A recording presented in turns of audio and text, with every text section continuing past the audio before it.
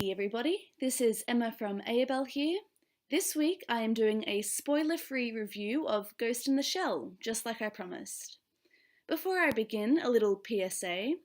Like always, I've painted this the week prior to the film's release, and although I've seen the 1995 anime film, I took a lot of artistic liberties with this piece and just kind of took a few visual elements from the trailer that I enjoyed to create something of my own. If you would like to skip to the art talk, I'll leave a little timestamp somewhere on the screen and in the comments down below, but otherwise, let's jump into it. I have a feeling that I say this every week, but I don't want it to lose its impact because it's especially true for this movie. This was a really visually stunning movie, and I'm not exaggerating. I'm sure just seeing the trailer, you probably knew that the movie was going to be something special, but I mean, the cinematography was some of the best I've ever seen, and it was directed really well. The score was really good too. I will say, however, that it wasn't until the very end, when they played the Japanese theme tune to the original show, that I kind of missed its absence in the film. Throughout the whole movie, the score worked really, really well, but yeah, just hearing that iconic tune at the end made me wish that they'd perhaps also included it at the start. That would have been a nice little throwback. If you've seen any other reviews, you'll probably have heard that the story is a bit more simplified than in the original film, and it is and it isn't. Comparing it to the 1995 film, I felt like the concept was a little bit easier to grasp. Like, I didn't need to go back home and watch any analysis of the film to kind of understand what was going on afterwards. But then I feel like, on the other hand, they added more to the story to make it interesting in different ways, which I'll talk about a little bit later on. And I definitely disagree with a lot of the fans who are saying that this movie kind of pales in comparison to the other series and movies. To be honest, I actually preferred this rendition. Something about it felt a little bit more accessible and just it was really well rounded. I became really invested in the characters and in the story. In the original, there was a big emphasis on the concept of a singularity, when humans and machines become one. And that concept did have a minor feature, but primarily the movie focused on themes of identity and consent, which was really interesting. And I know there was a lot of controversy surrounding this movie and the casting of Scarlett Johansson. Something I'd like to emphasize is that the movie actually addresses the race issue. There is a reason that she's like this, and the movie even adds a little bit of counter-social commentary, which is really cool to see. Now, ScarJo really was amazing, and I'm very happy that she was cast. The movie sort of retconned Major's past and went into a bit more depth than the 1995 film, which I found very interesting. It answered a lot of the questions that I was left asking after the 1995 anime, and it added a nice, fresh element to the movie. And this movie really is packed with so many powerful people, men and women, which was really cool to see. My only real gripe is that I wanted to see some of the supporting cast fleshed out a little bit more. For example, Beat and Bateau, played by Takashi and Pilu Asbeck, I hope I'm saying their names right. They were really good characters, and you could tell that they had so much potential to be really gripping and interesting, but they were just underutilized. Just like most of the Sector 9, team members, to be honest.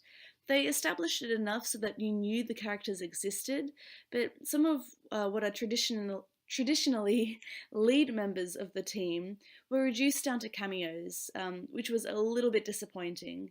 But you know what? Like I do get it. I know why they did it. They didn't want the movie to be too long because I mean, in the end, it is a really short film. I think it's 106 minutes from memory. So they did stick to their main pivotal characters, and it worked. It just left me wanting a bit more. Now, I'm very excited to see a sequel to this movie, although the cinema was practically empty when I went to go watch it, so that makes me kind of worried. I really think that the majority of people will enjoy this movie, so if you're a fan of the originals, go see it. It's definitely its own thing, but it does the original justice and has some really cool throwbacks as well. It definitely adds more to the story in some very unique ways. So go see it, please. Now, if you've never seen any Ghost in the Shell movies, go see it. This movie does a really good job of standing on its own 2 feet, and you won't feel like you're missing out on anything just because you haven't seen the anime. If you're a feminist and you want to see a group of really strong, independent women kick ass, then go see this film. I cannot stress enough that while the whole cast held their own, I couldn't help but notice how many cool female characters there were that were actually pivotal to the storyline. So go show this movie some love. And finally, if you're interested in a dystopian sci-fi action movie with some really cool and intense fight scenes, then please go see this film. You will not be disappointed. I'm going to give this movie a 9 out of 10. I really enjoyed it, and I'm sure you will too. Now, onto the art talk. This week I'm painting in Daniel Smith extra fine watercolours, and I'm using Archer's hot press paper. As soon as I knew I was doing a picture for Ghost in the Shell, I had this vision of Major standing there, back to audience, looking over one shoulder, these koi fish surrounding her. And I think I executed that quite well. I was very nervous to start this painting, just because I did have such a vivid picture of it in my mind. I thought it would be hard to execute it. But I'm actually pretty happy with how it turned out, at least up to the point of Major and the fish. Where I encountered a bump in the road was when it came to filling in the background. I was torn between it not being too crowded as to detract from Major and the koi fish, but then I didn't want it to be too boring either, because then what's the point, you know? When I had originally sketched out the circle, I had no idea what I was going to fill it with. And I didn't even realize at the time that it had the potential to look like the Japanese flag. When I did realize, though, I thought it was pretty cool to kind of holler back to the movie's origins and setting. In the end, I decided to play it quite safe and do a very simple skyline of Tokyo. I do wish that I hadn't played it quite so safe, though. I think because I was so happy with the first half of the painting, I didn't want to risk ruining it by painting a dark, futuristic, dystopian landscape with big holograms and all that jazz. Now, that's not to say that I'm not happy with how it turned out. I really am. I think it looks pretty cool. But sometimes I need to learn to just challenge myself a little bit more. Speaking of challenges, some of you may have noticed that I really avoided painting her hands until the last moment, and that is because I do find hands very challenging to paint.